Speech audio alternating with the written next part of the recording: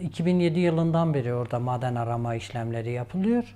Ancak 2017'den sonrasında maden arama işlemleri çok fazla arttı.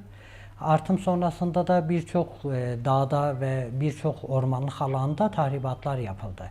Bu tahribatlar sonrasında 2018 yıllarında köylülerin tamamı buna ilişkin bazı mercilere her ne kadar başvuru yapmışlarsa da herhangi bir netice alamadılar. Son itibariyle 2020 yılında yine bireysel olarak hem madencilerle görüşmeler yaptılar, bir de Hakkari Valiliğinde ilgili kurumlarla bazı yerlerle görüşmeler yaptılar. Ondan da herhangi bir netice alamayınca 2020 yılında bize müracaat ettiler. Müracaatla birlikte 2020 Ocak ayının sonlarına doğru hukuki sürecini başlattık. Gerekli olan yaklaşık 6-7 kuruma başvuruda bulunduk. Bunların içerisinde birçoğu bakanlıklardan oluşuyor. Bakanlıkların tamamından yardım istedik.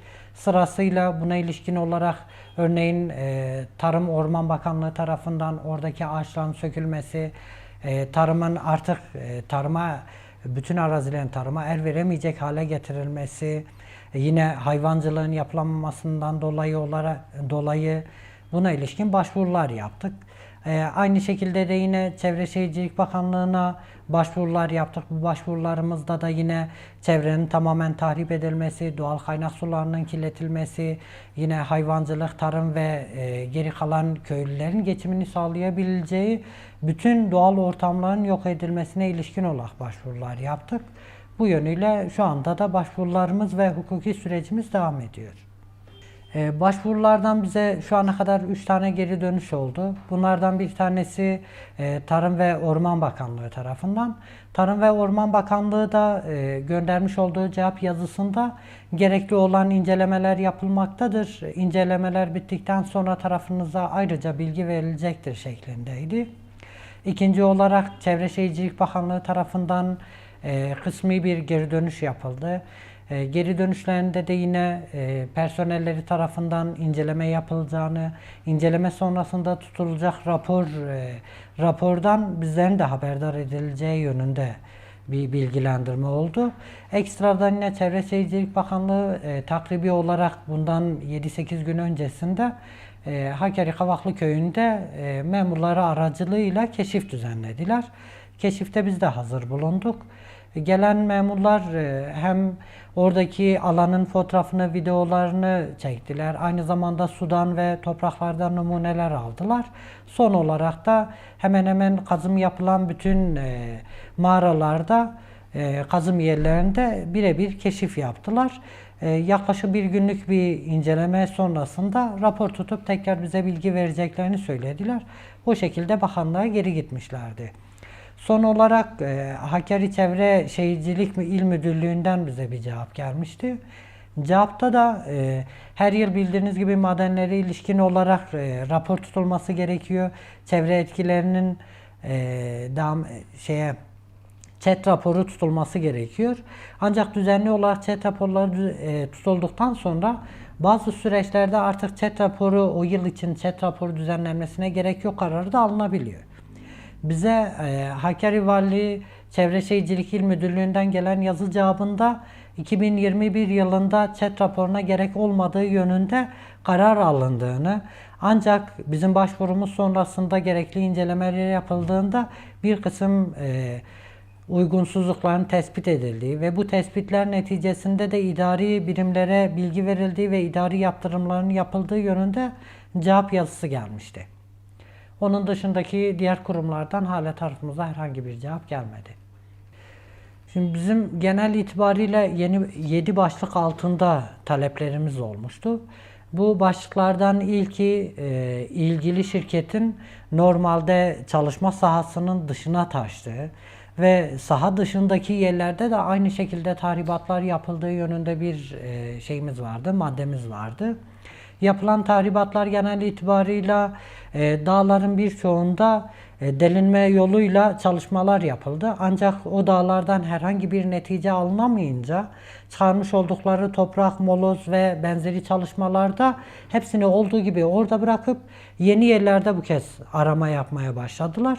Ve yeni arama neticesinde de bir şey bulduklarında bu kez tamamen orada çalışmalarını yoğunlaştırıp devam ettiler. Haliyle yine kaynakta azalma olduğunda farklı yerlere geçerek farklı yerlerde çalışmalar düzenlediler.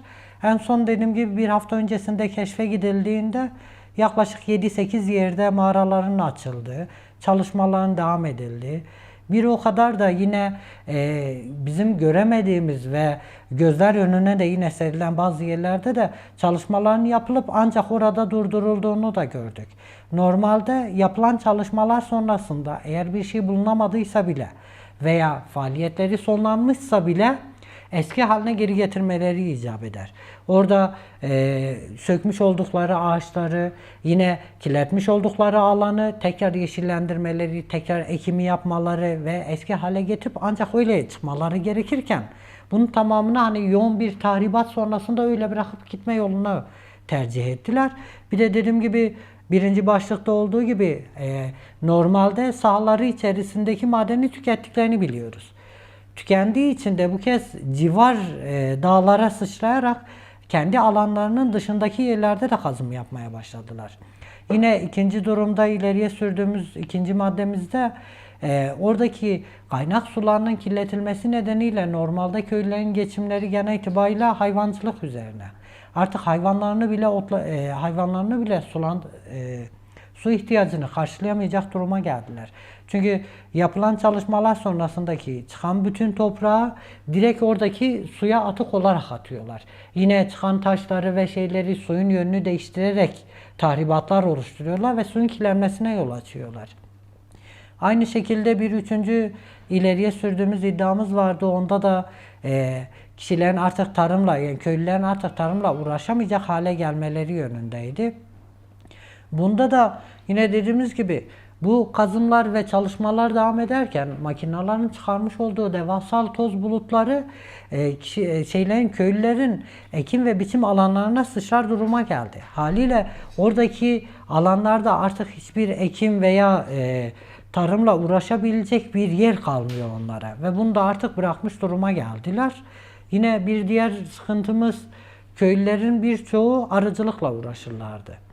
Bu son dönemlerde özellikle 2018'den beri artık arıcılıkla ulaşamayacak hale geldiler. Çünkü dediğimiz gibi çalışma yapıldığında genelde dağın orta taraflarında çalışmalar yapılıyor ve oradan çıkan toz bulutlarıyla oradan çıkarılan toprak olduğu gibi dağın aşağısına doğru itiliyor. Bu da bütün ağaçların ve oradaki yeşil alanın tamamının tahrip olmasına yol açıyor. Bir de bir sıkıntımız daha vardı. Yine köylüler arasında bir kısmı anladığımız kadarıyla maddi çıkar elde edebiliyorlar oradaki madencilerinden. Haliyle diğer köylüler arasında da bu kez menfaat çatışmasından kaynaklı olarak iç çatışmalara yol açtı. Kendi içlerinde huzursuzluklar başladı ve kendi içlerinde artık kavga etme duruma geldiler. Bir süre sonrasında da daha büyük sıkıntıların meydana gelebileceğini düşünüyoruz. Nitekim bundan takribi bir 20 gün öncesinde yine aynı Kavaklı köyünün hemen yanındaki köyde de benzer mahiyette bir olay olmuştu. Birçok kişi orada da hem maden çalışanları hem de köylüler arasında kavgaya varacak boyutta olaylar vuku bulmuştu. Öte yandan da birçok köylü gözaltına alınıp 2 gün sonrasında serbest kalmışlardı. Şu anda bildiğimiz kadarıyla oradaki çalışmalar da durmuş vaziyete geldi. Bir an önce bu sıkıntıların giderilmesi gerekiyor. Hani maden aramaları bir ülkenin ekonomisi için veya ihtiyacı için şart olan durumlar. Ancak bu yapılırken de doğal ortamın tamamen tahrip edilecek bir radde getirilmemesi gerekiyor. Yine bu yapıldığında en azından oradaki çalışmalar bittiğinde bile eski haline getirilmesi gerekirken ne yazık ki şu anda Redex şirketi bu çalışmaları yaparken eski hale getirme yönünde hiçbir çekincesi yok. Tamamen oraların tamamını tahrip ettikten sonra o şekliyle bırakıyor. Yani biz artık buna tahammül edecek gücümüz kalmadı. Köylerin tamamı da bu hususta fazlasıyla sıkıntı yaşamakta ve daha büyük sıkıntılara yol açmaması için bir an önce maden şirketinin durdurulması icap ediyor.